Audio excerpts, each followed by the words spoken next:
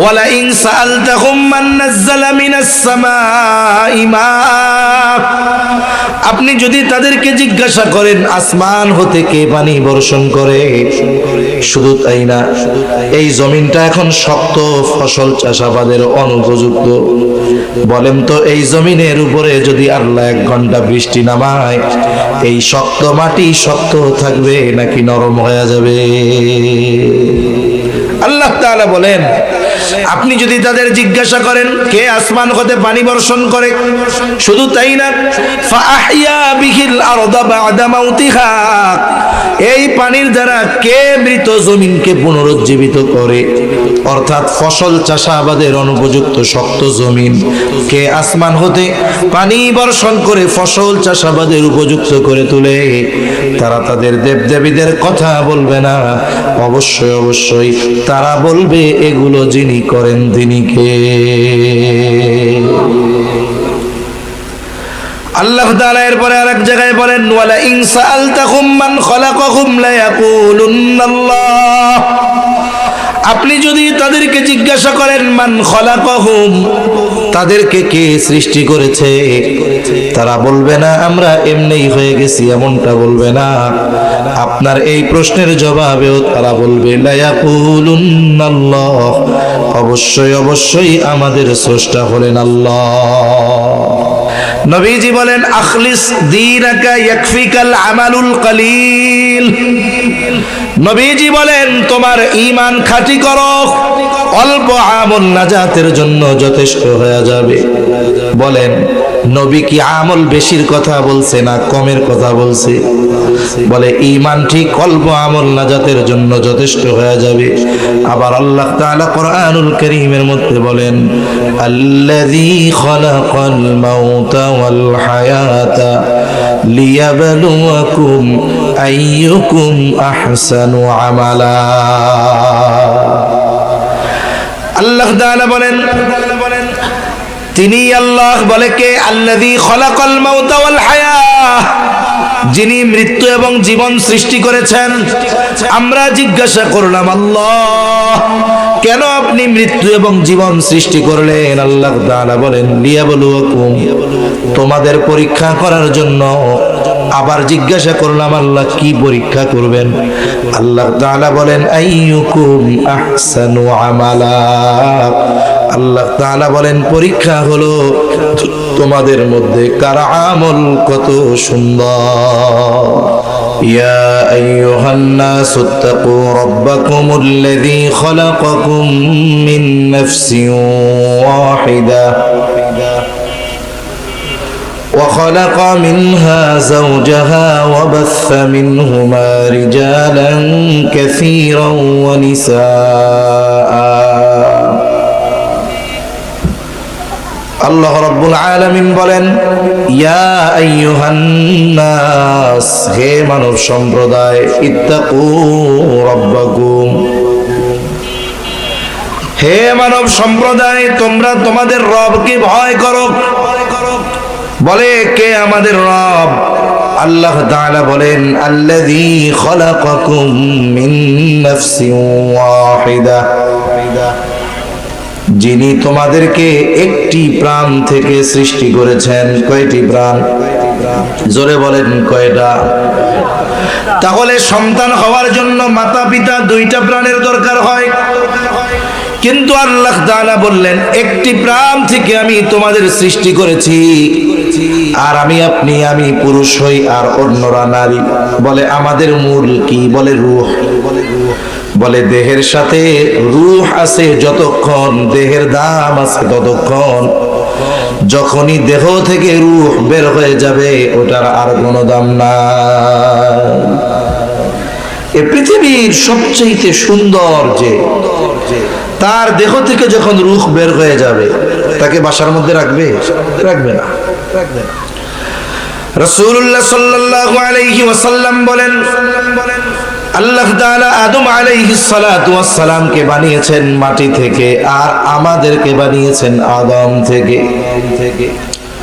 আর এক হাদিসের মধ্যে আসছে, নবীজি সাল্লাল্লাহু আলাইহি ওয়াসাল্লাম বলেন, আল্লাহ তাআলা আদম আলাইহিস সালামের পৃষ্ঠদেশ তথা পিঠ থেকে কিয়ামত পর্যন্ত যত মানুষ আসবে, দুনিয়ায় যত মানুষ আছে, যত মানুষ দুনিয়া থেকে চলে গেছে, সকলের রূহ আল্লাহ তাআলা আদম আলাইহিস সালামের পৃষ্ঠদেশ তথা পিঠ থেকে আল্লাহ বের করেছে।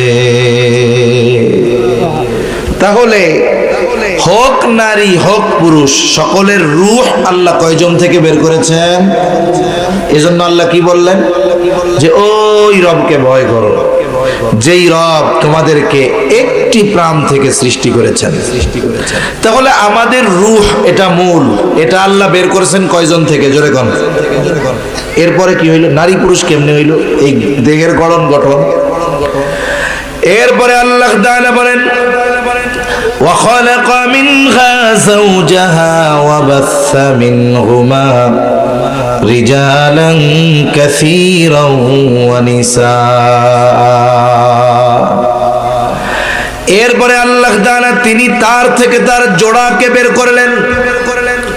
তার মানে হাওয়া আলাইহিস সালাম আদম আলাইহিস সালামের সহধর্মিণীকে আদম আলাইহিস সালাম থেকেই সৃষ্টি করেছেন আল্লাহ।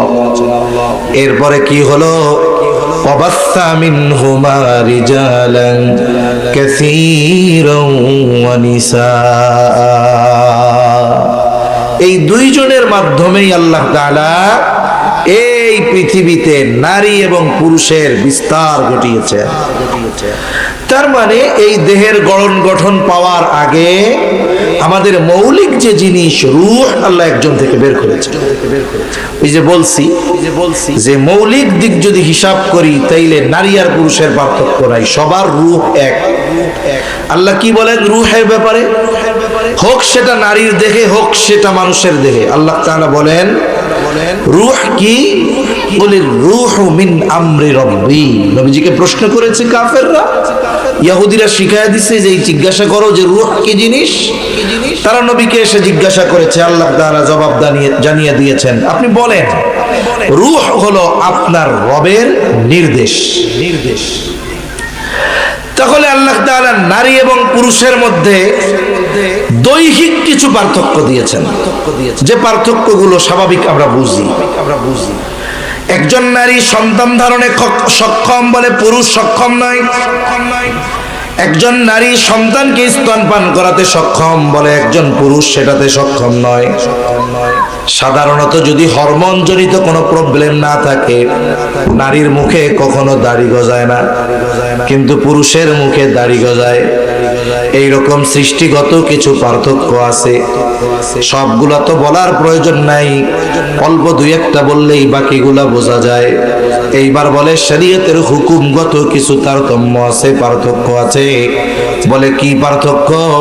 বলে একটা মেয়ে যখন প্রাপ্তবয়স্কা হয়ে যায়, বালেগা হয়ে যায়, ওই সময় থেকে নিয়ে 50-55 বছর পর্যন্ত প্রতি মাসে 3 থেকে 10 দিন যদি সুস্থ থাকে তাহলে তার একটা বিশেষ সময় অতিবাহিত হয়।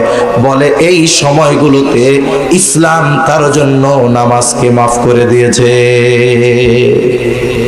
তার মানে নারী কিছু সময় অসুস্থতা জনিত কারণে আল্লাহ তাআলা তার জন্য নামাজের ব্যাপারে ছাড় দিয়েছেন, কিন্তু পুরুষের ব্যাপারে ছাড় আছে। যেটা বলেন ছাড় আছে। পাগল অচেতন ম্যাড হইলে এটা তো ভিন্ন কথা। স্বাভাবিকভাবে অসুস্থতা জনিত কারণে কোন পুরুষের জন্য নামাজ মওকুফ করে দেওয়া হয় নাই, নামাজ বাদ দিয়ে দেওয়া হয় নাই, কাজা হইলেও পড়তে হবে।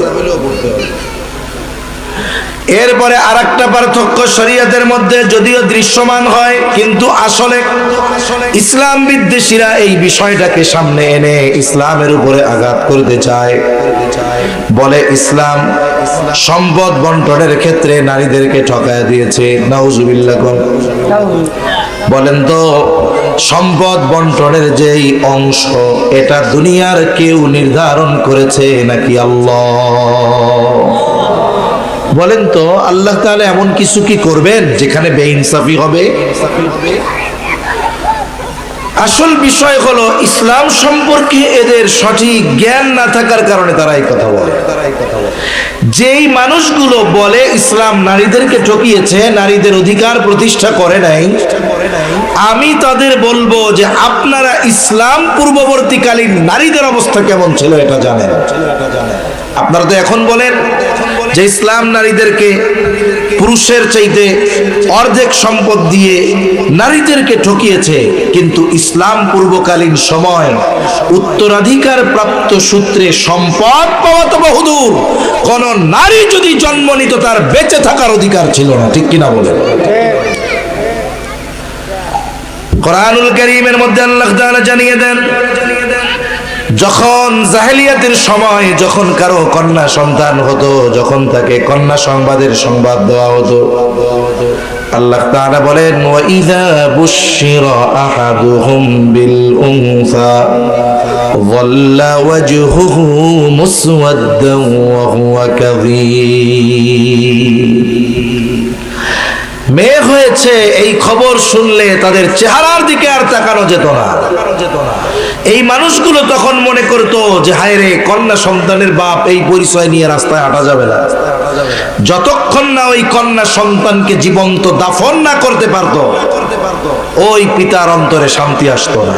বাইতুল্লাহর পশ্চিম পাশে একটা খোলা জায়গা আছে, দেয়াল দিয়ে ঘেরা, বলা হয় এই জায়গাটাতে জীবন্ত কন্যা সন্তানদেরকে ওই জাহেলিয়াতের সময় পুঁতে ফেলা হতো।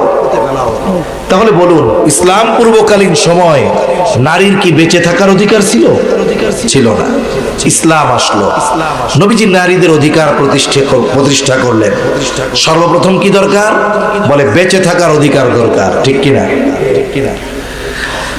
এই মানুষগুলো ইসলাম গ্রহণ করলো, যেই মানুষগুলো এক সময় কন্যা সন্তানকে জীবন্ত পুঁতে ফেলতো, এরা যখন ইসলাম গ্রহণ করলো, নবীজি জানিয়ে দিলেন, রাসূলুল্লাহ সাল্লাল্লাহু আলাইহি ওয়াসাল্লাম জানিয়ে দিলেন, দুইটা কন্যা সন্তান হবে।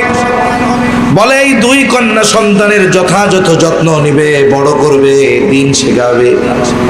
সর্বশেষ এই দুইটা কন্যাকে দুইটা দিনদার পাত্রের হাতে তুলে দিবে। নবীজি জানিয়ে দিলেন ওই ব্যক্তি দুইটা জান্নাতের মালিক হয়ে যাবে। যদি একাধিক হয়, আরো বেশি হয়, যতগুলা হবে ততগুলার ব্যাপারে এই যে পিতা কষ্ট করবে, এর বদৌলতে আল্লাহ তাআলা তাকে একটা জান্নাতের মালিক বানায় দিবে। সুবহানাল্লাহ। তাহলে ইসলাম সর্বপ্রথম দিল নারীদের বেঁচে থাকার অধিকার। বলে জাহেলিয়াতের সময় স্ত্রী হিসাবে নারীদের অধিকার ছিল না। বলে ওই সময় অনেক সময় স্বামী তার স্ত্রীকে অন্য পুরুষের কাছে পাঠিয়ে দিত, কিন্তু ইসলাম স্ত্রী হিসাবে তাদের অধিকার প্রতিষ্ঠা করলো। এরপরে মা হিসাবে তাদের অধিকার ছিল না, ইসলাম মা হিসাবে নারীর অধিকার প্রতিষ্ঠা করলো। আল্লাহ তাআলা বলেন ইউসিকুমুল্লাহু ফি আওলাদিকুম লিয-যাকারি মিসলু হাযযিল উনসায়াইন। আল্লাহ তাআলা বলেন ইউসিকুমুল্লাহ, আল্লাহ তাআলা তোমাদেরকে ওসিয়ত করতেছেন, ফি আওলাদিকুম, তোমাদের সন্তান সন্ততির ব্যাপারে। কি ওসিয়ত? বলে এই ওসিয়ত দ্বারা আল্লাহ তাআলা বলতে চান, এটা আল্লাহ তাআলার পক্ষ থেকে চূড়ান্ত সিদ্ধান্ত, চূড়ান্ত ফয়সালা, লিয-যাকারি মিসলু হাযযিল উনসায়াইন। লোক আছে না? আচ্ছা আচ্ছা আচ্ছা আচ্ছা, লাইন দিয়ে দোয়া করো তোমরা, কারেন্ট জানি না যায়, তোমরা বেশি বেশি দোয়া করো, তাহলে খেয়াল করি। আল্লাহ তাআলা বলেন ইউসিকুমুল্লাহু ফি আওলাদিকুম লিয-যাকারি মিসলু হাযযিল উনসায়াইন। আল্লাহ তাআলা সন্তান সন্ততির ব্যাপারে ওসিয়ত করতেছেন, মানে এটাই আল্লাহর চূড়ান্ত ফয়সালা। এর উপরে কলম দাগার কারো ক্ষমতা নাই। আপনাদের হয়তো অনেকের জানা আছে, যাদের বয়স 25 বছর হবে তাদের জানা থাকবে, কারণ স্বাভাবিক 2012 সালে যখন ইসলাম বিরোধী আইন আমাদের দেশে রাষ্ট্রীয়ভাবে নারী এবং পুরুষের সম্পদ বন্টনের ক্ষেত্রে, পিতার সম্পদ বন্টনের ক্ষেত্রে নারী এবং পুরুষের সমান অধিকার প্রতিষ্ঠার নামে কোরআনের ইসলামের এই আইনের বিরুদ্ধে যখন রাষ্ট্র আইন প্রয়োগ করার সিদ্ধান্ত নিয়েছিল, আমাদের বাংলাদেশের সিংহ পুরুষ মুফতি আমিনী রহমাতুল্লাহি আলাইহি গর্জে উঠেছিলেন এই নারী নীতি নিয়ে। তাহলে আল্লাহ তাআলার ফয়সালা, দুইজন কন্যা যতটুকু পাবে একজন ছেলে ততটুকু পাবে, এটা সিদ্ধান্ত আল্লাহর। বলে যদিও দেখা যায় পরিমাণ কম বেশ, কিন্তু আল্লাহ ঠকান নাই। উদাহরণ দিলে বুঝতে সহজ হবে। মনে করেন একজনের বেতন হলো 50,000 টাকা, আর একজনের বেতন হলো 25,000 টাকা। বুঝে থাকলে জোরে কম, 50 বেশি না 25 বেশি?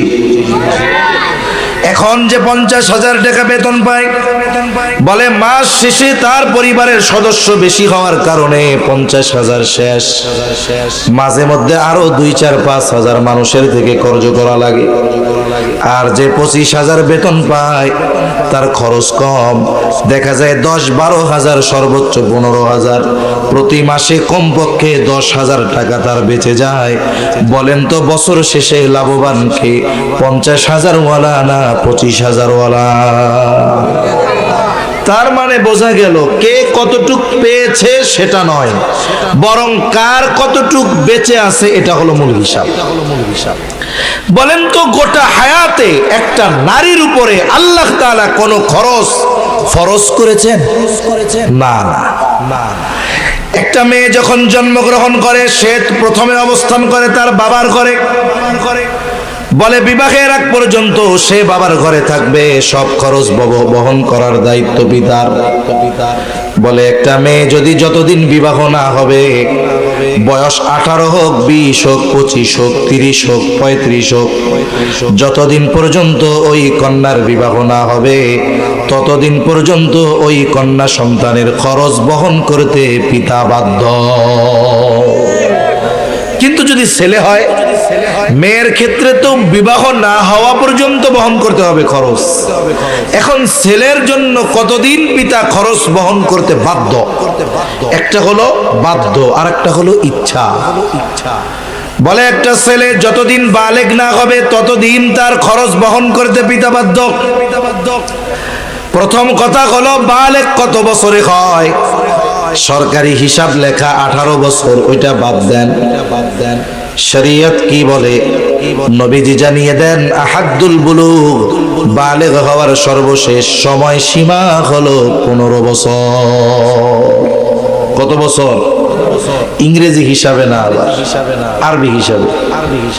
আরবি হিসাবে প্রতি বছর ইংরেজি বছরের চাইতে 10-11 দিন কম হয়, ঠিক না? এখন যদি ইংরেজি হিসাব করেন, বলে 14 বছর 7 মাস। কয় বছর? 7 মাস। ইংরেজি হিসাবে যেই ছেলেটার বয়স 14 বছর 7 মাস, অলরেডি সে বালেগ হয়ে গেছে। বলে এর আগেও হতে পারে, 12 বছরেও বালেগ হতে পারে, 13 বছরেও হতে পারে, 14 বছরেও হতে পারে। তবে ইংরেজি হিসাবে সর্বশেষ সময়সীমা 14 বছর 7 মাস। বলে এই 14 বছর 7 মাসের পরে অথবা বালেগ হওয়ার পরে পিতা যদি বলে ছেলেরে আমি তোমার খরচ আর বহন করতে পারবো না, তোমার খরচ তুমি এখন ইনকাম করে আমারে খাওয়াও, বহন করো, বলেন তো পিতার এই কথা বলার অধিকার আছে না নাই?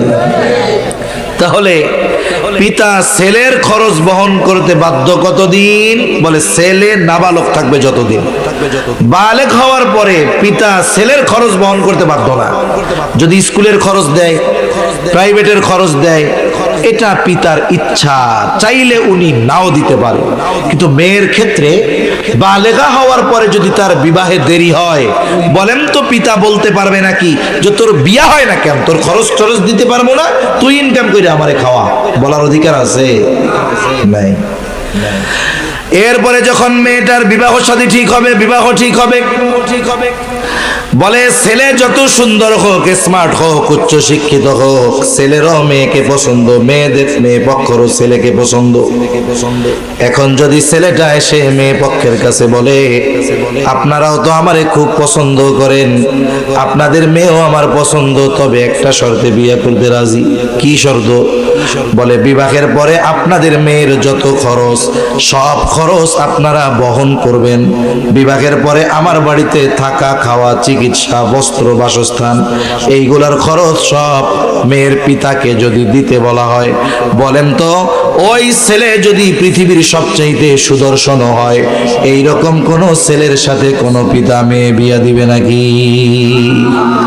লাঠি দিয়া পিটাইয়া কবে তোরে বিয়ে করতে গেছে বেরা, ঠিক কি না বলে? তাহলে একটা ছেলে একটা মেয়েকে বিবাহ করার পূর্বে যখন বিয়া পড়ায় এসব কথা কইয়া দেয়, সব মৌলিক খরচ বহন করার ব্যাপারে প্রতিশ্রুতিবদ্ধ হয়ে এরপরে সে বিবাহ করে, ঠিক কিনা বলেন? তার মানে মেয়ে যখন স্বামীর বাড়িতে গেল তার সব খরচ চালানোর দায়িত্ব হলো স্বামীর, ঠিক কিনা বলেন? এবার মেয়ের স্বামীর বাড়িতে চলতেছে, অসুবিধা নাই। তবে অনেকের ক্ষেত্রে জীবনে অনাকাঙ্ক্ষিত অনেক ঘটনা ঘটে, দেখা যায় বিবাহ হলো, কিছুদিন পরে স্বামী মারা গেল, আবার হয়তো তাকে বাবার বাড়িতে ফিরে আসতে হতে পারে। বলে পুনরায় যতদিন ওই মেয়ের বিবাহ না হবে আবার ততদিন তার খরচ বহন করতে পিতা বাধ্য। অথবা এমনটা হতে পারে যে স্বামীর সাথে বিবাহ বিচ্ছেদ হয়ে গেছে, তালাক হয়ে গেছে। মনে রাখবেন আমাদের সমাজের কিছু খারাপ দিক আছে। বলে একটা মেয়ের যদি স্বামীর ঘর না করতে পারে, মানুষ একতরফা ভাবে তালাকের কারণে মেয়েকে দোষারোপ করে। এটা ঠিক না। অনেক সময় দেখা যায় এই বিবাহ বিচ্ছেদের কারণ মেয়েটা নয়। আমাদের দেশের মানুষ নিজে যত দিনদার হোক, বিয়া দেওয়ার সময় পোলা যদি দিনদার হয় কিন্তু মাল না থাকে, টাকা না থাকে, এর সাথে বিয়া দেয় না। দিনদার বাবাও বিয়া দেওয়ার সময় আগে দেখে মালদার, টাকা পয়সা আছে কিনা। যদি লন্ডনে সিটিজেনশিপ হয় তাহলে তো কথাই নেই, চোখ বুঝ যায়। কথা কি ভুল বললাম না? এখন মনে করেন মেয়েটা দিনদার মেয়ে, মাদ্রাসায় পড়ালেখা করছে, জীবনে কোনোদিন পরপুরুষের সামনে যায় নাই। এখন এর এরকম এক টাকা পয়সাওয়ালার সাথে বিয়ে দিছে, ঢাকা গুলশানে বাড়ি, ডুপ্লেক্স বাড়ি, রাজপ্রাসাদ, কিন্তু ওই বাড়িতে দ্বীনের কোনো গন্ধ নাই। মেয়েটা গিয়া দেখে যে এই স্বামী পরনারীতে আসক্ত, মাদকাসক্ত, স্বামীর বাড়িতে প্রতিদিন মদের আসর বসে, বাহিরের থেকে শত শত লোক এসে আড্ডা দেয়, আর এদের সামনে জোর করে স্বামী তাকে নিয়ে যেতে চায়। বলেন তো ওই বাড়িতে যতই আধুনিক ফ্যাসিলিটি থাকুক না কেন, একটা দিনদার মেয়ের জন্য ওই বাড়িটা একটা জাহান্নামে পরিণত হবে, ঠিক কিনা বলে? সংসার করতে পারে নাই, বিবাহ বিচ্ছেদ হয়ে গেছে। এখন আমাদের সমাজের মানুষ এই বিবাহ বিচ্ছেদের কারণে মেয়েটাকে দোষারোপ করে। আসলে কি মেয়েটা দোষী? এজন্য মনে রাখবেন, অনেক সময় আছে যে তালাকপ্রাপ্ত কোনো মেয়ের ব্যাপারে আমরা কুধারণা পোষণ করে বসে থাকি। অনেকে বলে যে মেয়েটা খুব ভালো, দিনদার। ভালো কইও না, ভালো হইলে কি তালাক খাইতো নি, এরকম কয়, ঠিক কিনা? কিন্তু সে যে এই যে তালাক প্রাপ্ত হলো, বিবাহ বিচ্ছেদ হলো, এখানে মূল দায় তো তার না, অন্য কারো। আল্লাহ না করুক যদি কখনো এমনটা হয়, বিবাহ বিচ্ছেদ হয়, পুনরায় বাবার বাড়িতে আসলো, বলে আবার বিবাহ না হওয়া পর্যন্ত সকল খরচ চালাতে পিতা বাধ্য। আর যদি স্বাভাবিকভাবে হায়াত অতিবাহিত হয়, এইবার স্বামী ইন্তেকাল করেছে, আল্লাহ সন্তান দিয়েছিল, বড় হয়েছে, আল্লাহ তাআলা স্পেশাল ভাবে আয়াত নাজিল করে ওই মায়ের যত চাহিদা সব কিছু পূরণ করার দায়িত্ব আল্লাহ সন্তানদের দিয়ে দিয়েছে। তাহলে বলেন গোটা হায়াতে সে যখন কন্যা খরচ বাপের, যখন স্ত্রী খরচ স্বামীর, বলে যখন স্বামী নাই সন্তান আছে মা, কয় সব খরচ বহন করার দায়িত্ব সন্তানের। এখন তারে আল্লাহ অর্ধেক দিছে ঠিক, গোটা হায়াতে কোনো খরচ আছে? জোরে বলেন খরচ আছে? খরচ নাই। কিন্তু পোলারে দিছে আল্লাহ নারীর ডাবল, কিন্তু খরচের শেষ নাই, ঠিক কিনা? তাহলে বলেন তো, আমি শুরুতে বলছি যে কে কতটুকু পাইলো এটা মূল কথা না, কার খরচ কেমন আর কেমন টিকলো এটাই হলো মূল কথা। নারীর যা আছে সব ধরা। শরীয়তের কোন জায়গায় নারীকে খরচ বহন করতে বাধ্য করা হয়নি, বরং বিবাহ হবে স্বামী সব খরচ বহন করবে, এটা দিলেও হবে না। দেন মোহর দেওয়া লাগে, ঠিক কিনা বলেন? তার মানে সব জায়গায় আল্লাহ নারীরে জিতাইছে, এটাই বাস্তবতা। ইবাদতের ক্ষেত্রে আল্লাহ তাআলা কোন ধরনের তারতম্য করেন নাই। হিসাব যদি করা হয় এই জায়গায়ও আল্লাহ তাআলা নারীদেরকে জিতায় দিয়েছে। একটা পুরুষ সুযোগ হলে মসজিদে গিয়ে নামাজ পড়তে পারে, নফল পড়তে পারে, তাহাজ্জুদ পড়তে পারে, কিন্তু একটা নারী ইচ্ছা করলেই পারে না। তাকে সন্তান লালন পালন করতে হয়, স্বামীর খাবার রান্না করতে হয়, কাপড় চোপড় ধুইতে হয়, অনেক সময় শ্বশুর শাশুড়ির খেদমত করতে হয়, অনেক সময় স্বামীর আত্মীয় স্বজন আসলে তাদের আপ্যায়ন করতে হয়। এই শত ব্যস্ততার মধ্যে একটা নারীর জন্য তাহাজ্জুদ পড়া কঠিন, নফল পড়া কঠিন। বুজুর্গানে দিন বলেন, এই যে সন্তান লালন পালন করে, স্বামীর খেদমত করে, স্বামীর পিতামাতার খেদমত করে, এগুলো যদি সে আল্লাহর সন্তুষ্টির জন্য করে, বলে এই কর্মগুলো তার আমল নামায় কবুল ইবাদত বলে গণ্য হয়ে যায়। এখন বেটা নফল নামাজ পড়ছে মসজিদে গিয়া, কবুল হইতেও পারে নাও পারে, কিন্তু মহিলা ঘরে বসে রান্না করবে যে আল্লাহ আমার স্বামীর সন্তুষ্টির জন্য আমি তারে রান্না করে খাওয়াইতেছি, আমি আমার স্বামীর সন্তুষ্টির জন্যই আমার শ্বশুর শাশুড়ির খেদমত করতেছি, বলে এগুলো তার আমল নামায় কবুল ইবাদত বলে যোগ হবে। তাহলে এই জায়গাও তো নারী লাভবান, ঠিক কিনা বলেন? আসেন এবার মূল আয়াতের দিকে যাই। আল্লাহ রাব্বুল আলামিন বলেন, মান আমিলা সালিহাম মিন যাকারিন আও উনসা ওয়া হুয়া মুমিন। আল্লাহ তাআলা বলেন, মান আমিলা সালিহাম মিন যাকারিন আও উনসা, যে আমলে সালেহ করে, সৎ কর্ম করে, হোক নারী অথবা পুরুষ, ওয়া হুয়া মুমিন, আর সে মুমিন। সোজা তরজমা হলো, মুমিন নারী অথবা পুরুষ যখন নেক আমল করে, আল্লাহ রাব্বুল আলামিন এই নেক আমলের দুই ধরনের পুরস্কার দেওয়ার ঘোষণা দিয়েছে। কয় ধরনের পুরস্কার? জোরে বলেন, কয় ধরনের? দুই ধরনের। আল্লাহ তাআলার যত আদেশ নিষেধ আছে, আমরা অনেক সময় মনে করি আল্লাহর হুকুম আহকাম মানলে খালি মনে হয় আখিরাতে লাভ। না না, আল্লাহর হুকুম আহকাম মানলে দুনিয়ায়ও লাভ আছে। তবে আল্লাহ তাআলা কোন মানুষের ভালো কাজের পরিপূর্ণ প্রতিদান দুনিয়ায় আল্লাহ তাআলা দেন না, দেওয়া সম্ভব নয়। ইমানদারের ভালো কাজের পূর্ণ প্রতিদান আল্লাহ আখিরাতে দিবে। আবার যখন কেউ পাপ করে, হোক মুমিন বা কাফের, বলে এর মন্দ কাজের প্রতিদান আল্লাহ পরিপূর্ণ দুনিয়াতে দেন না, দেওয়া সম্ভব নয়। কেন? আল্লাহ সুবহানাহু ওয়া তাআলা কোরআনুল কারীমের মধ্যে বলেন, ওয়া ইন্নামা তুওয়াফাউনা উজুরাকুম ইয়াউমাল কিয়ামাহ। আল্লাহ তাআলা বলেন, মানুষকে তার কর্মের পূর্ণ প্রতিদান কিয়ামতের দিন দেওয়া হবে। মূল কথা হলো, মানুষকে দুনিয়ার কর্মের পূর্ণ প্রতিদান কিয়ামতের দিন আল্লাহ তাআলা দিবেন। আর মনে রাখতে হবে, যেই ব্যক্তি বেঈমান, সে ভালো কাজের প্রতিদান যতটুকু দুনিয়ায় পাবে, আখিরাতে তার কোনো প্রতিদান নাই। আর ঈমানদার যখন নেক আমল করে, আল্লাহ তাআলা দুনিয়ায় তার নেক আমলের কিছু প্রতিদান দেন, পরিপূর্ণ প্রতিদান আল্লাহ তাআলা আখিরাতে প্রদান করবে। এজন্য আল্লাহ তাআলা দুনিয়ায়ও কিছু দেন, আখিরাতেও পরিপূর্ণ দিবেন। শর্ত কি? আল্লাহ তাআলা বলেন, ঈমান অবস্থায় নেক আমল। এক নম্বর শর্ত আল্লাহ তাআলা দিয়েছেন নেক আমল। কারণ কারো যদি ঈমান না থাকে, তার ভালো কর্মের দ্বারা সে আখিরাতে কোনো প্রতিদান পাবে না। এই যে দুনিয়াতে অনেক দেশে কাফেররা অনেক ভালো কাজ করে, ইসলাম বিদ্বেষিতায় লিপ্ত থাকার সাথে সাথে এরা অনেক জায়গায় ভালো কাজ করে। বাস্তবে এরা যে এই ভালো কাজ করে, এদের এই ভালো কাজের প্রতিদান আল্লাহ যা দেওয়ার দুনিয়ায় দিয়ে দেন, আখিরাতে দিবেন না। কেন? বলে আখিরাতে ভালো কাজের প্রতিদানের খাতা যদি খুলতে হয়, ঈমানদার হওয়া লাগবে। ঈমানদার বিহীন আখিরাতে ভালো কাজের প্রতিদান আর কেউ পাবে না। এই জন্য আল্লাহ তাআলা এক নাম্বার শর্ত দিয়েছেন ঈমান, ঈমান, ঈমান।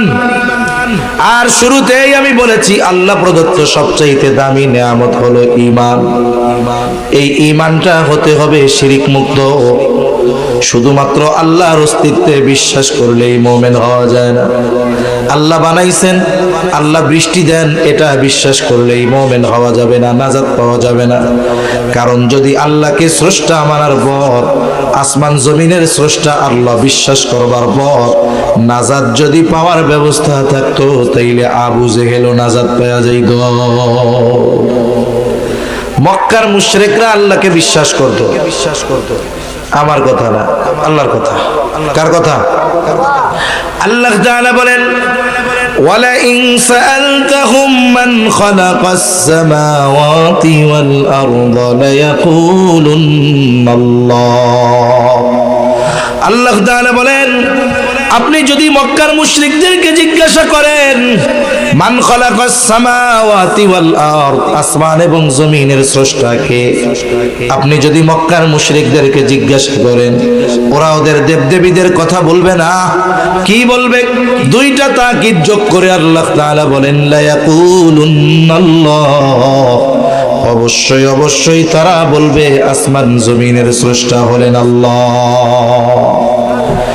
এরপরে আল্লাহ তাআলা বলেন, ওয়ালা ইন সাআলতাহুম মান নাযালা মিনাস সামাই মা,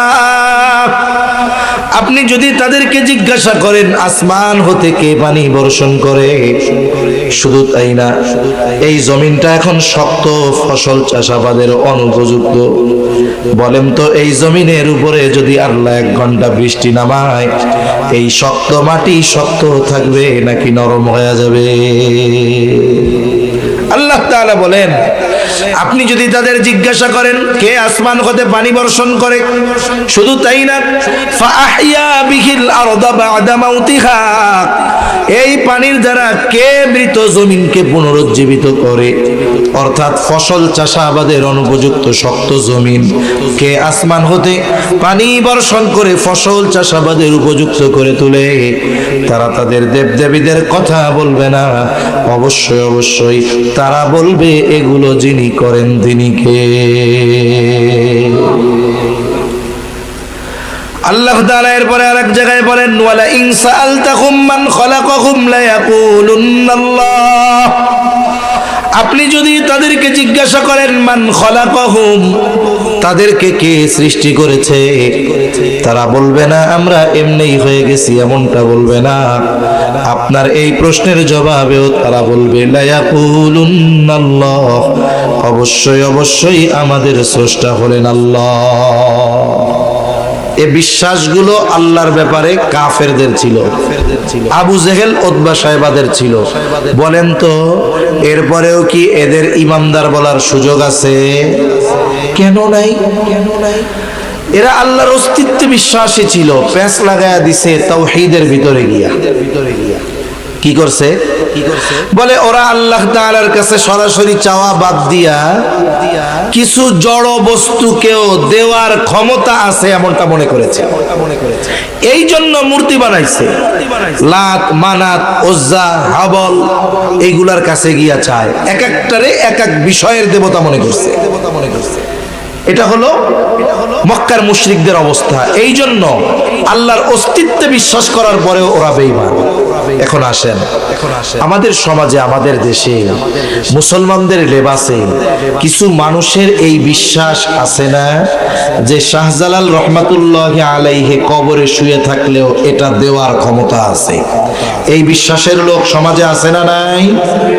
এই জন্যই তো আমি কয়েকবার গেছি, একবার গিয়া দেখি এক আল্লাহর বান্দা মসজিদ পাশে নামাজ মসজিদে পড়ে নাই, ওই জায়গায় গিয়া নামাজ পড়ছে।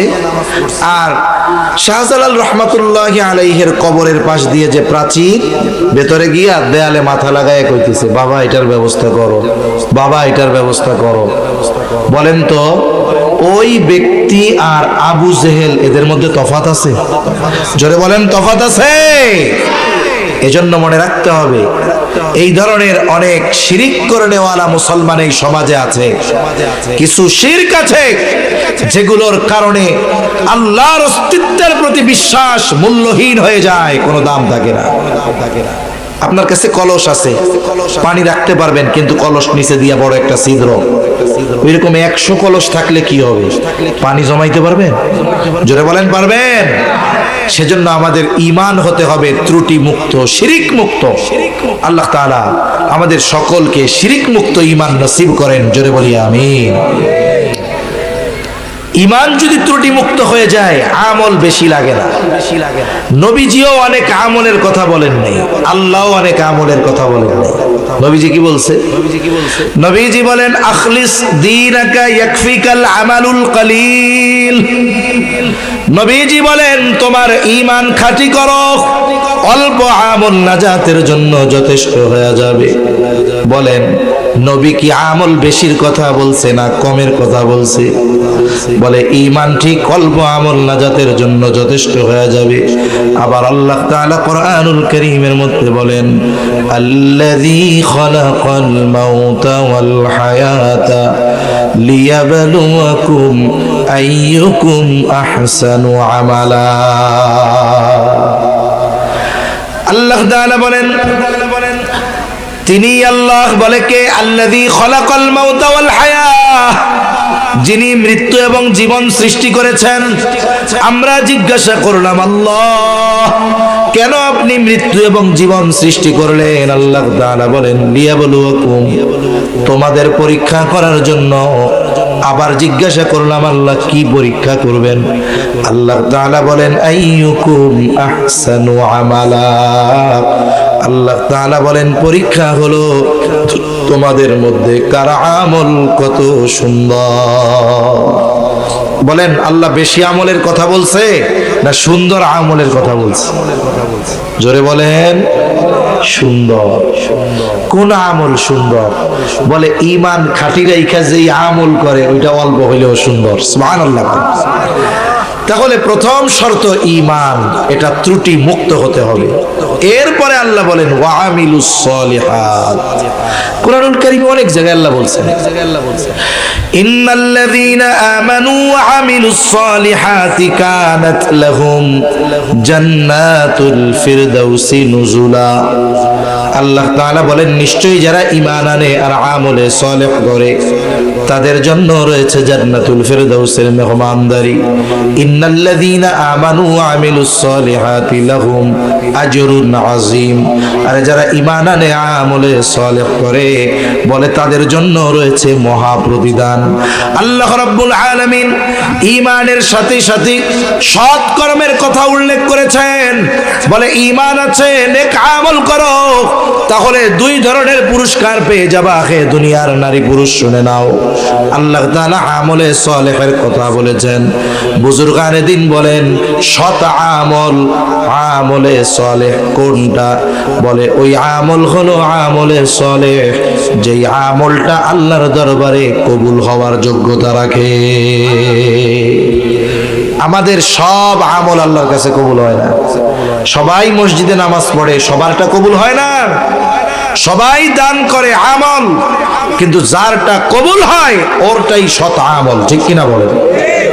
এখন আমি আপনি যদি আমার আপনার আমলগুলো আল্লাহর কাছে কবুল করাতে চাই, তাহলে কিছু শর্তের আলোকে যদি আমল করি, বলে আমার আপনার আমল অল্প হলেও কবুল করবেন নজরে কে? আল্লাহ। এজন্য আমি আপনাদেরকে অধিক আমলে নিরুৎসাহিত করতেছি, বিষয়টা এমন নয়। বরং আমরা চাই, এই প্রচেষ্টা আমরা করি যে আমার ঈমান খাঁটি রেখে আমার আমলটা অল্প হোক, যেন ওই আমলটা আল্লাহর দরবারে গৃহীত হয়। তাহলে 1 নাম্বার, যদি আমল আল্লাহর কাছে কবুল করাতে চাই কি দরকার? বলে আমার নিয়তের বিশুদ্ধতা দরকার। আমি যেই আমলটা করব, যত ছোট হোক না কেন, একমাত্র কার সন্তুষ্টির জন্য করব? জোরে বলেন। এই যে তাফসীর মাহফিলের আয়োজন হিলফুল ফুজুল ইসলামী যুব সংগঠনের উদ্যোগে, যদি তাদের নিয়ত থাকে, বাস্তব কথা রাগ হওয়ার কোনো কিছু নাই, যদি তারা নিয়ত করে আমাদের মাহফিলটা বড় হতে হবে, আমাদের মাহফিলটার লোকে লোকারণ্য হতে হবে, ওয়াইজদের জম্পেশ ওয়াজ উঠতে হবে, বয়ান উঠতে হবে, বলে দীর্ঘ রাত পর্যন্ত মাহফিল চালাতে হবে, এই নিয়ত যদি থাকে তাহলে কোনো লাভ নাই। কিন্তু যদি শুধু এতটুক নিয়ত করে, আল্লাহ এত কষ্ট করে এই আয়োজন করতেছি আপনার সন্তুষ্টির জন্য, আপনি কবুল করলে আর কিছুর প্রয়োজন নাই। বলে হতে পারে এই নিয়তটুকুর কারণে এই মাহফিল কিয়ামতে নাজাতের কারণ হয়ে যেতে পারে। এজন্য দুনিয়ার যত নেক আমল আছে, ক্ষুদ্র থেকে ক্ষুদ্রাতীত, আমরা সব নেক আমলগুলো কার সন্তুষ্টির জন্য করব?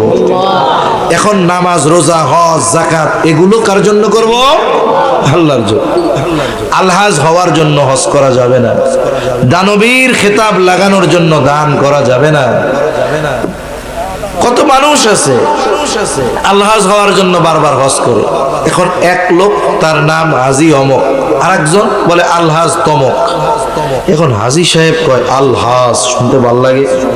ইমাম সাহেবের কাছে গিয়া কয় ইমাম সাহেব আমি হজ করছি, ও হজ করছি, আমারে হাজি কয়, তারে আলহাজ কয় কেন? কারণ ইমাম সাহেবের বুদ্ধি আসলে একটু কম। এখন ও নিজে চিন্তা ভাবনা করে কয় শুনেন, উনি 3 বার হজ করছে তো এই জন্য উনি আলহাজ, আপনি একবার করছেন এই জন্য হাজি। এখন চিন্তা করতেছে হ্যাঁ আমার কি ওর চেয়ে টাকা পয়সা কম আছে নাকি? ও 3 বার কইরা আলহাজ হইছে, আমি 6 বার কইরা ডাবল আলহাজ হয়ে যাব। এখন এই লোক যদি আলহাজ হওয়ার জন্য, হাজি থেকে আলহাজ হওয়ার জন্য প্রতি বছর হজ করে, বলেন তো ওই হজ তার গুনাহ মাফের কারণ হবে? বরং ইবাদত যদি আল্লাহ তাআলার সন্তুষ্টিবিহীন অন্য কারোর জন্য করা হয়, ওই ইবাদত হয় জাল ইবাদত। কি ইবাদত হয় জোরে বলেন? জাল ইবাদত। মনে করেন এক লোক ব্যাংকে গেছে, আপনাদের সুনামগঞ্জের সোনালী ব্যাংকে। লোকটা করছে কি, 1 বান্ডিল টাকা নিয়ে গেছে 1 লক্ষ টাকা, এর ফাঁকে ফাঁকে 50টা জাল নোট ঘুরে দিচ্ছে। এখন মেশিনে টাকা গনে ব্যাংকে, শুধু টাকা গনে তা নয়, ওই মেশিনে জাল টাকাও ধরা যায়। টাকা গোনার সাথে সাথে যদি জাল টাকা আসে, মেশিন কেমন করে, টট টট সিগন্যাল মারে, মানে কয় মিয়া কাম কিন্তু খালাস, জাল নোট ধরা পড়ছে।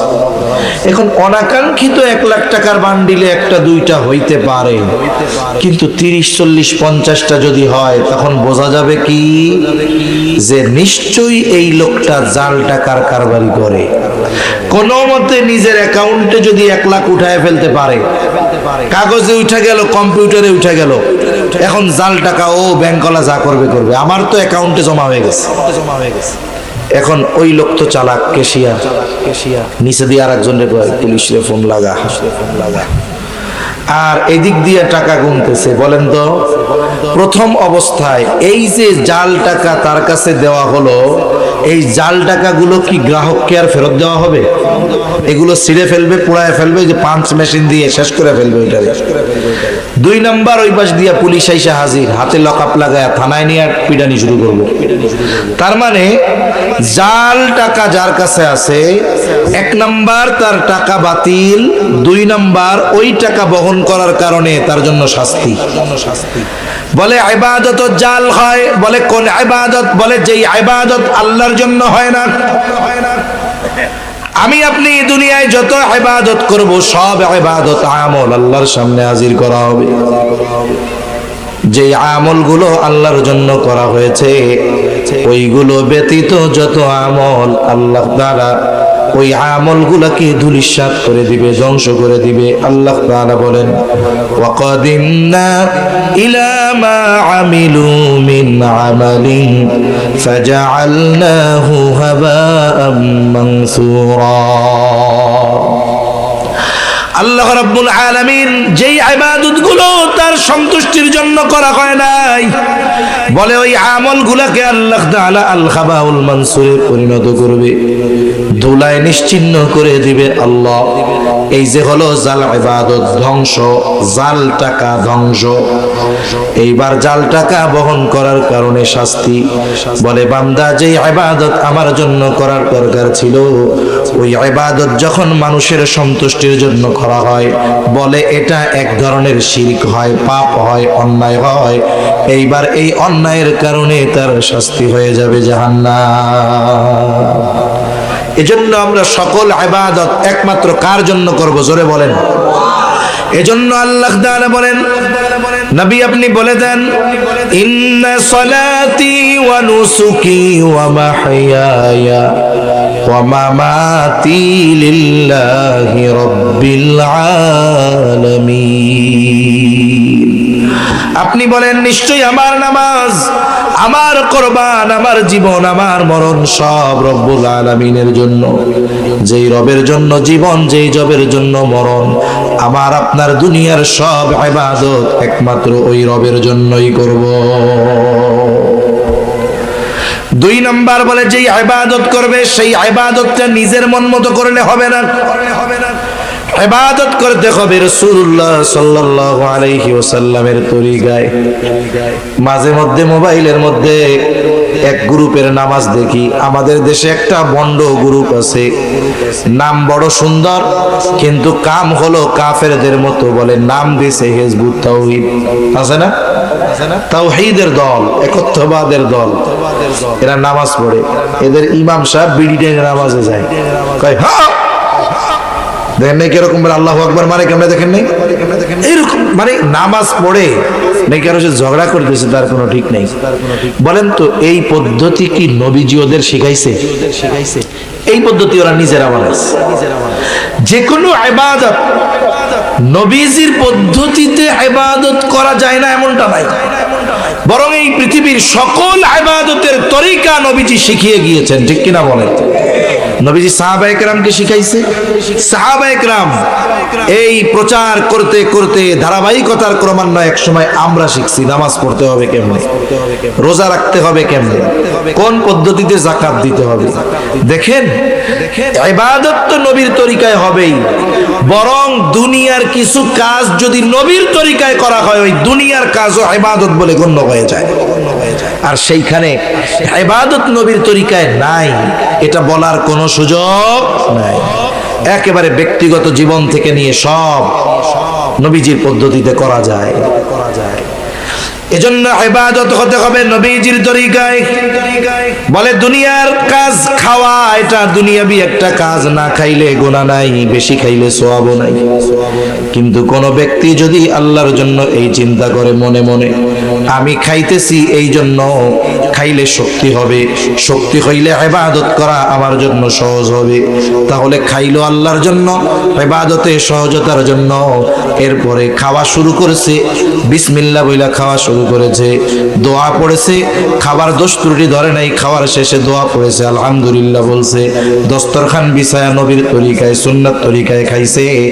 বলে এই খাওয়াটাও শুধুমাত্র নিয়তের কারণে আর নবীজির পদ্ধতিতে খানা খাওয়ার কারণে ইবাদত হয়ে যায়।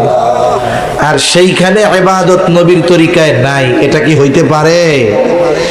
এজন্য যে কোনো ইবাদত এটা করতে হবে নবীর তরিকায়, সুন্নাত পদ্ধতিতে হতে হবে। 3 নাম্বার বলে যেই আমল করবে সেই আমলের মাসলা মাসাইল গুলো জানতে হবে। এইখানেই আসে ইলমের ব্যাপার। নবীর হাদিস, নবীজি বলেন তলাবুল ইলমি ফারিদাতুন আলা কুল্লি মুসলিম, দ্বীন ইলম শিক্ষা করা প্রত্যেক মুসলমান নরনারীর উপরে ফরজ। কতটুকু ফরজ? কেউ কেউ বলে নিজে দ্বীনের উপরে চলতে, আল্লাহর হুকুম আহকাম মেনে চলতে যতটুকু ইলমে দ্বীন দরকার শেখা ফরজ। কেউ কেউ বলে না, নিজে দ্বীনের উপরে চলতে, অধীনস্থদেরকে চালাতে যতটুকু ইলমে দ্বীন দরকার শেখা ফরজ। বলে কেন? কারণ আল্লাহ তাআলা কোরআনুল কারীমের মধ্যে বলেন, ইয়া আইয়ুহাল্লাযীনা আমানু কু আনফুসাকুম ওয়া আহলিকুম নারা।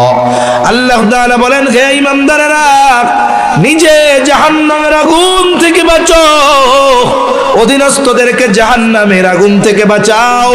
ইমানদার ইমাম তো আনছে, এখন আল্লাহর হুকুম আহকাম মানার মাধ্যমে অনন্তকালের জাহান্নাম থেকে নিজেকে বাঁচাবে, সাথে সাথে অধীনস্থদেরকে দ্বীনের উপরে পরিচালিত করার মাধ্যমে জাহান্নাম থেকে বাঁচানোর চেষ্টা করবে। বলেন নিজে দ্বীন মানতে যদি ইলমের দরকার হয়, অধীনস্থদেরকে দ্বীন মানাতে ইলমে দ্বীন দরকার আছে না নাই? আছে।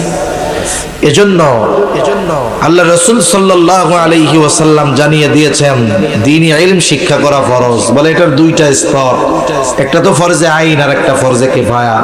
যেটা ফরজে আইন, যেই পরিমাণ শেখা ফরজে আইন, এটা সকল নরনারীর জন্য শেখা ফরজে আইন।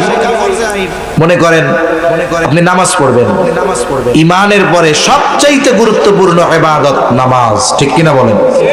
এখন নামাজ ফরজ প্রাপ্তবয়স্ক হইলে, এখন এই ফরজ কাজটা করতে যত মাসলা মাসাইল লাগে, বলে এটা শেখাও ফরজ। কথা কি বুঝাইতে পারতেছি? নামাজ কি? জোরে বলেন কি? নামাজ পড়তে মাসলা মাসাইল জানা লাগবে না? যত মাসলা মাসাইল আছে বলে সব শেখাও ফরজ। নাইলে ক্ষতি কি? যেমন নামাজের বাহিরে ভেতরে কয় ফরজ? 13 ফরজ। কয় ফরজ? জোরে বলেন কয় ফরজ? 13 ফরজ। বলেন তো এই 13 ফরজের থেকে একটা ফরজ যদি ছুটে যায়, নামাজ থাকবে না বাতিল? এখন যেই নামাজি নামাজের বাহিরে ভেতরের 13 ফরজ জানে না যে এইটা ফরজ, তাইলে যদি ওইটা ছুটে যায়, ও কি টের পাবে যে ফরজ ছুটছে? উনি টের পাক আর না পাক, ওনার নামাজ কি থাকবে? থাকবে না। নামাজের ওয়াজিব 14টা, বলে ওয়াজিব ছুটে গেলে সাহু সিজদা দিতে হবে, নাইলে নামাজ হবে না। বলে সাহু সিজদা কে দিবে? বলে নামাজের ওয়াজিব 14টা যার জানা আছে সে দিবে। কিন্তু যে আল্লাহর বান্দা নামাজের 14টা ওয়াজিবের ব্যাপারে খবর নাই, বলে ওয়াজিব ছুইটা যাবে, টেরও পাবে না, নামাজও হবে না। নামাজ ভঙ্গের কারণ 19টা, বলে 19 কারণ পাওয়া লাগবে না, একটা পাইলেই নামাজ শেষ। এখন যদি তার নামাজ ভঙ্গের 19 কারণ না জানা থাকে, দেখা গেল নামাজের মধ্যে নামাজ ভঙ্গের কারণ পাওয়া গেছে, সে জানে না। সে জানুক আর না জানুক, তার নামাজ কিন্তু থাকবে না। বলে অজু ভাঙ্গার কারণ 7টা, বলে এই 7টি থেকে একটি কারণ পাওয়া গেলে অজু থাকবে না।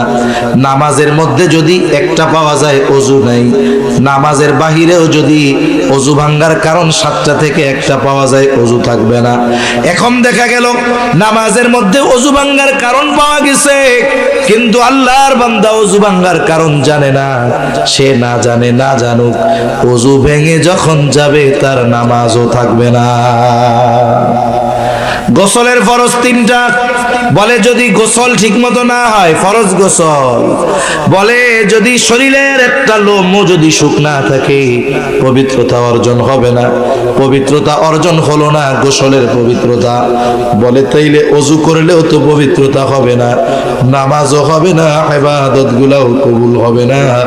এই জন্য তাহারাত তথা পবিত্রতা সম্পৃক্ত, ইবাদত সম্পৃক্ত মাসলা মাসাইল সহ দৈনন্দিন জীবনের প্রয়োজনীয় মাসলাগুলো জানার দরকার আছে না নাই? কিন্তু আফসোস অনেক জানে না। কত মুসল্লি আছে 30 বছর ধরে দোয়া কুনুত পারে না, চেষ্টাও করে না, কুলু আল্লাহ দিয়া চালায় দেয়। এই কাজ করলে কাজ হবে?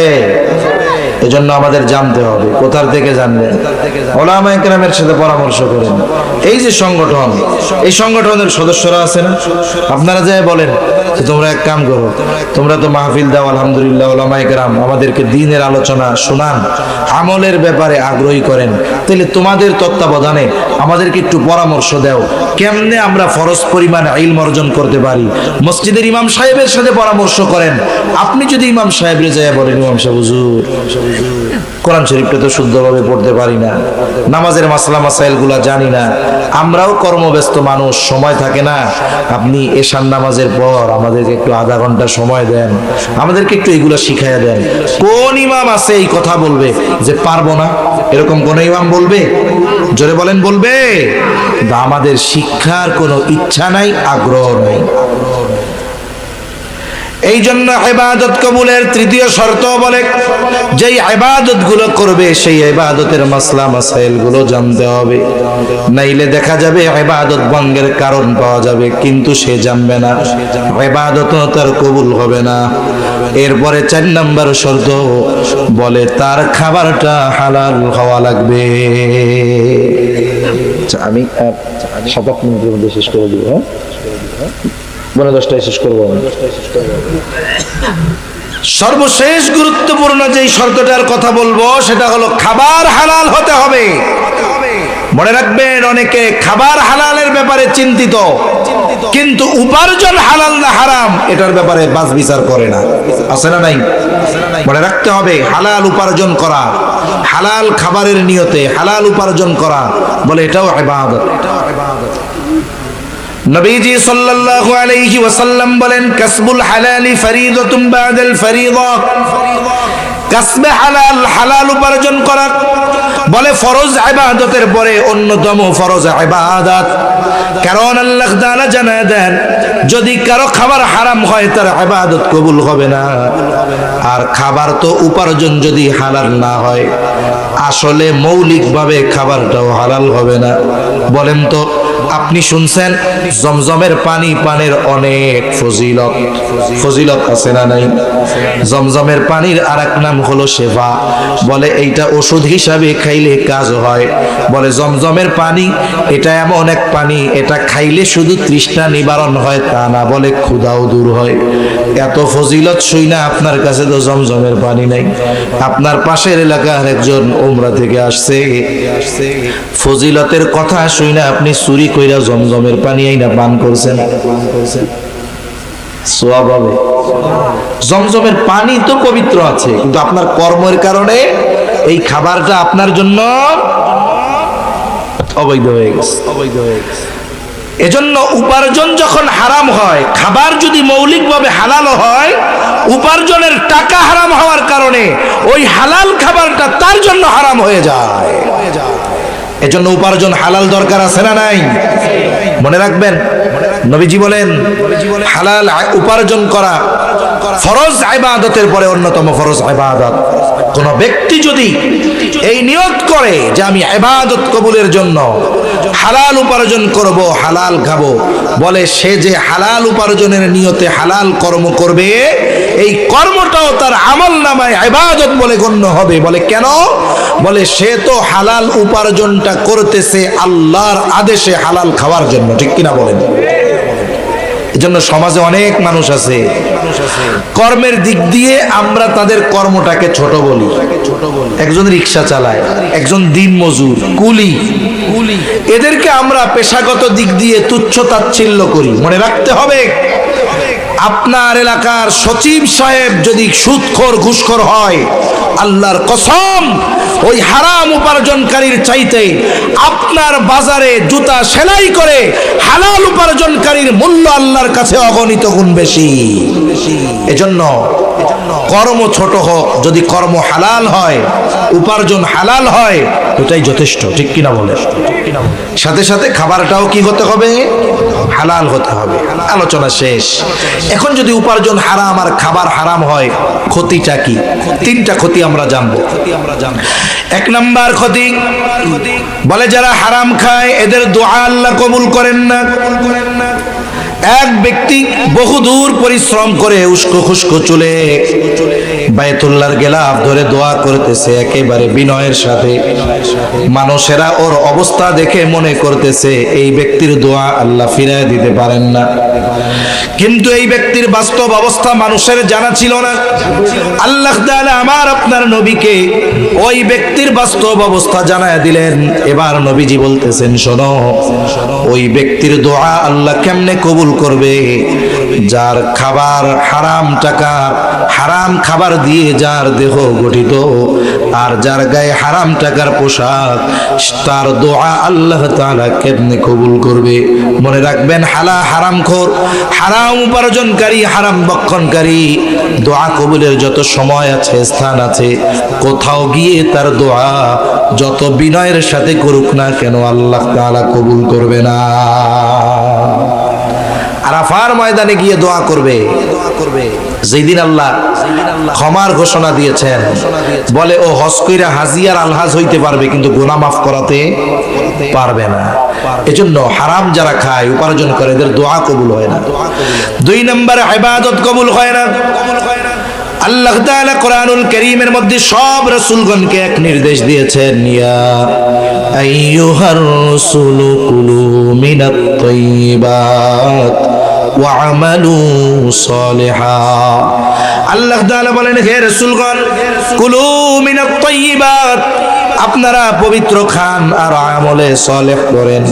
বুজুর্গানে দিন বলেন, যার খাবার পবিত্র নয়, হালাল নয়, এর আমল কখনো আল্লাহর কাছে কবুল হয় না। বলে 3 নাম্বার ক্ষতি, নবীজি বলেন লা ইয়াদখুলুল জান্নাতা জাসাদুন গুদিয়া বিল হারাম, হারাম বক্ষণকারীর শরীর জান্নাতে প্রবেশ করবে না। তাহলে হারাম উপার্জন করে, হারাম খেয়ে যদি আমার ইবাদত কবুল না হয়, দোয়া কবুল না হয়, আমাকে যদি জাহান্নামের লাকড়ি হতে হয়, ওই রকম হারাম থেকে বেঁচে থাকার দরকার আছে না নাই? সেজন্য সম্মানিত উপস্থিতি, ঈমান ঠিক রেখে এই শর্তগুলোর আলোকে যদি আমল করতে পারি, আমল কম হলেও কবুল করবেন কে? এখন এই ধরনের আমল যদি নারী আর পুরুষ করে, কয় ধরনের পুরস্কার? এক ধরনের পুরস্কার দুনিয়ায় আল্লাহ তাআলা বলেন ফালানুহিয়ান্নাহু হায়াতান তাইয়্যিবা, আল্লাহ তাআলা তাকে হায়াতে তাইয়্যিবা দান করবে, এই দুনিয়ায় অমুখাপেক্ষী জীবন দান করবে, স্বল্পে তুষ্টতা দান করবে, ইবাদতে মজা দান করবে। আল্লাহ রাব্বুল আলামিন দুনিয়ার যত প্রয়োজন মেটানোর ব্যবস্থা করবে। বলে দ্বিতীয় ধরনের পুরস্কার আখিরাতে। কি পুরস্কার? আল্লাহ তাআলা বলেন ওয়ালা নাজজিয়ান্নাহুম আজরাহুম বিআহসানি মা কানু ইয়ামালুন। আসলে আমরা দুনিয়ায় যে আমল করি, যতই ইখলাসের সাথে করা হোক না কেন, আমাদের আমলের বিনিময়ে জান্নাত পাওয়া কঠিন।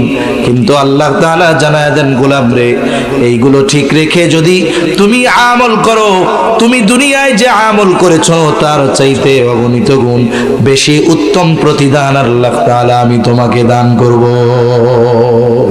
এজন্য আমরা আমাদের ঈমান পরিশুদ্ধ করে শর্তগুলো ঠিক রেখে নেক আমল করব তো ইনশাআল্লাহ। বলেন, নেক আমল করলে শুধু আখিরাতের লাভ না দুনিয়ারও লাভ আছে? সেজন্য মনে রাখতে হবে, যদি আমরা আল্লাহর এই হুকুমগুলো মেনে চলি, আমরা দুনিয়াও কামিয়াব, আখিরাতেও কামিয়াব। আল্লাহ সুবহানাহু ওয়া তাআলা আমাদের সবাইকে কথাগুলো বুঝবার, আমল করবার তৌফিক দান করেন। সকলে বলি আমিন। ওয়া আখিরু দাওয়ানা আনিল হামদুলিল্লাহি রাব্বিল আলামিন। আসসালামু আলাইকুম ওয়া রাহমাতুল্লাহি।